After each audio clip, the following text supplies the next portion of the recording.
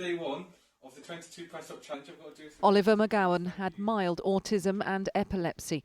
When he was admitted to hospital with uncontrolled seizures, the busy environment made him extremely anxious and he ended up being given an antipsychotic drug. The 18-year-old had a rare reaction and his brain was damaged irreparably. They didn't understand that he was anxious and agitated because he was in seizure and because he was autistic. It was sensory overload. He's dead as a consequence of the actions that took place during his time in hospital. And that to me is because they did not understand his autism or his learning disabilities.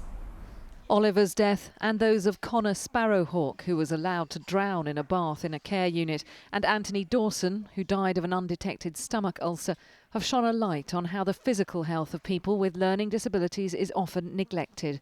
In May, a review identified healthcare failings were a factor in 1 in 8 deaths. So today, ministers and NHS England unveiled plans which include clearer medical records spelling out a person's additional needs, an annual health check for everyone with a learning disability, and mandatory awareness training for all NHS staff. This is something that is going to save lives. This is something that's going to save harm. And so what we need is not just training and sort of formal things. We need a culture change about how we support people with learning disabilities and how we make sure that everybody's experience as they go through our health and care system is a positive one.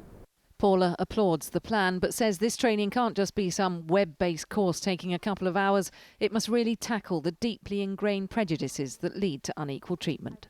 I would like all staff to have a level of training that gives them the understanding of how to help people in our communities with a learning disability and to enable them to have an equal say as the rest of the population in their healthcare needs and the same level of respect.